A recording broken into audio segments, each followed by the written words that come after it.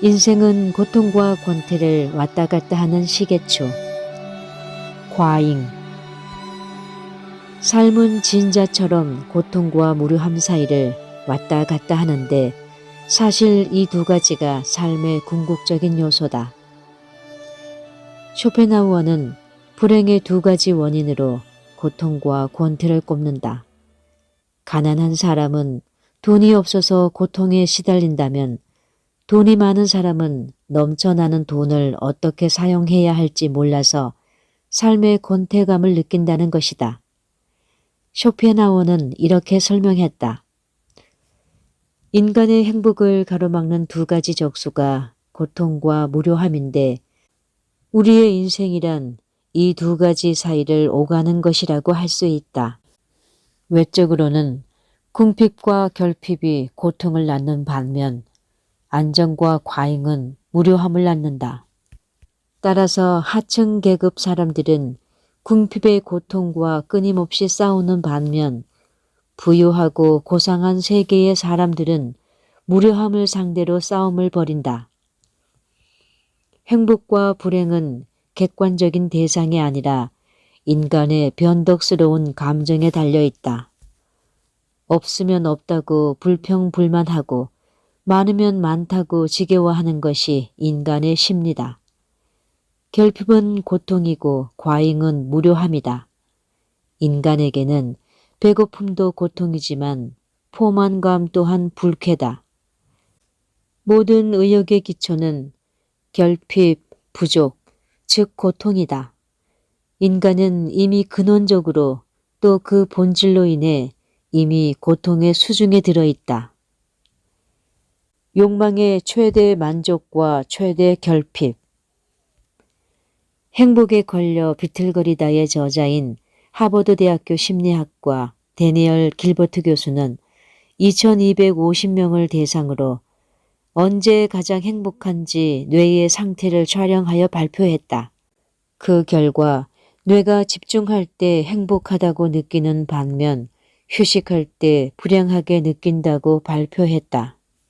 길버트 팀의 연구 결과 열심히 일에 집중할 때, 운동할 때, 마음에 맞는 사람과 이야기를 나눌 때 높은 수치의 행복 호르몬이 나왔다. 반면 휴식을 취하거나 부정적인 생각, 미래에 대한 걱정, 불쾌한 경험을 기억할 때 스트레스 지수가 높아졌다. 이 연구 결과는 이 세계의 본질이 끊임없이 살려고 노력하는 의지이며 의욕과 노력은 동물과 인간 전체의 본질이기 때문에 권태가 불행의 원인이라는 쇼펜하우어의 주장을 뒷받침한다. 욕망이 충족되지 않은 상태의 인간이 불행한 것은 당연하다. 그러나 의욕이 너무 쉽게 충족되어 욕망의 대상이 제거되면 인간은 무서우리만큼 공허와 무료감에 빠진다. 따분함은 감당하기 힘든 짐이 된다. 고통과 권태라는 양자택일 앞에 놓여있는 인간은 불행할 수밖에 없다. 욕망의 최대 만족은 권태이고 욕망의 최대 결핍은 고통이다. 그런데 인간의 감정은 왕복 운동을 하는 시계추처럼 지속적이지 않고 유동적이다. 따라서 영원한 충족과 행복감은 없다.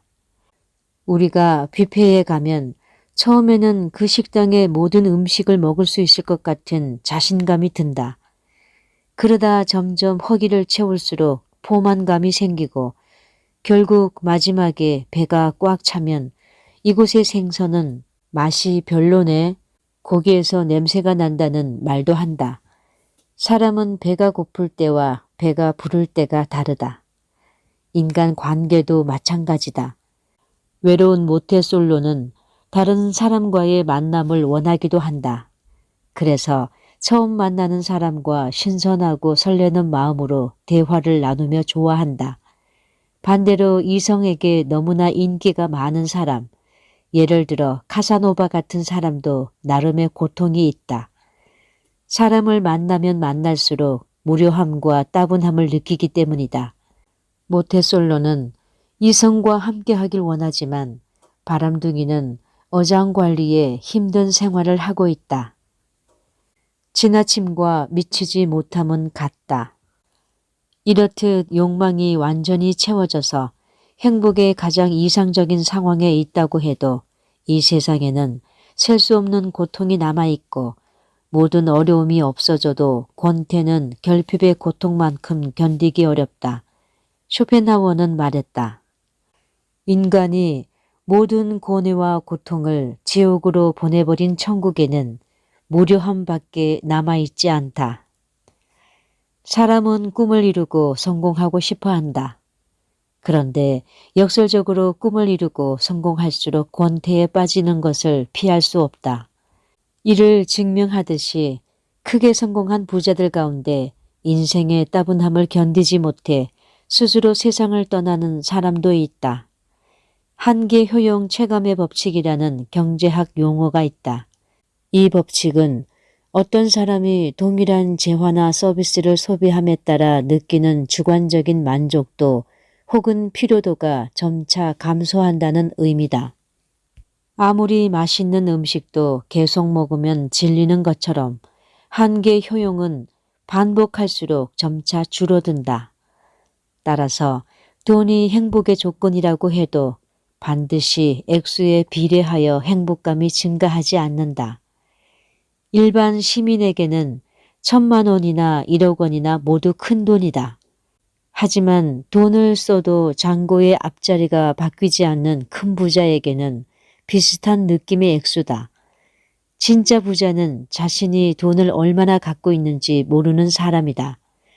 그만큼 돈에 행복의 가치를 두지 않는다는 것은 돈의 가치가 사실상 큰 역할을 하지 않는다는 뜻이다. 특히 큰 노력 없이 경제적인 부를 가졌다면 풍요 속의 공허함은 견딜 수 없다.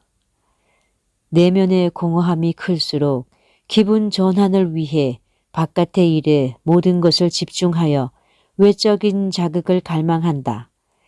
경제적인 자립을 이루고 나면 찾아오는 권태감, 지루함의 원인은 내면에 있다. 양극단의 불행감을 무한히 왔다 갔다 반복하는 인생에서 부자든 빈자든 불행을 피할 수 없다. 쇼펜하우어는 부자와 빈자를 두고 이렇게 표현했다. 곤궁이 민중의 계속적인 재앙이듯이 무료함은 상류사회의 재앙이다. 고통과 무료함은 한쪽이 멀어질수록 다른 쪽이 다가온다라는 쇼펜하우어의 말처럼 이런 길에 빠지지 않도록 지켜야 하는 것이 내면의 풍요와 정신의 풍요다. 풍부한 상상력, 두뇌 활동이 뛰어난 사람은 전혀 무료함과 따분함을 느끼지 않는다. 그는 말한다. 정신이 풍요로워질수록 내면의 공허가 들어갈 공간이 줄어들기 때문이다. 우리는 욕구의 결핍과 욕구의 과잉을 피해야 한다. 양극단은 불행이다. 결핍과 과잉의 중간을 택해야 한다. 현명한 사람은 행복과 불행의 원인을 바깥에서만 찾지 않고 자신의 안에서 찾는다. 자신의 고뇌를 객관적인 조건 탓으로 돌리지 않고 고뇌를 바라보는 자신의 관점을 바꾸려고 노력하면서 해결 방법을 찾는다. 그리고 무료함의 근원인 내면의 공허를 극복하기 위해 외적인 자극 대신 내적인 풍부함을 추구한다. 요즘 누구나 경제적인 자립을 원하며 성공과 행복을 꿈꾼다. 그러나 쇼펜하우어의 지적처럼 과잉 충족은 불행의 시작이 되기도 한다. 너무 많은 것을 갖기 위해서 자신의 전부를 쏟아붓기 전에 욕망의 양극단에는 불행이 있다는 것을 생각할 필요가 있다. 그리고 끊임없는 공부와 사색, 통찰로 욕망을 잘 다스려야 한다. 쇼펜하우어가 말하는 행복한 사람이란 다른 사람에게 손 벌리지 않을 정도의 재산이 있고 여가 시간을 누릴 수 있는 뛰어난 정신력을 지닌 자다. 우리도 행복을 위해서는 물질적인 결핍이 없어야 할 뿐만 아니라 권태, 따분함, 지루함을 충분히 견딜 수 있는 지혜가 필요하다. 고뇌는 한쪽 원인에서 멀어질수록 다른 쪽의 원인과 가까워진다.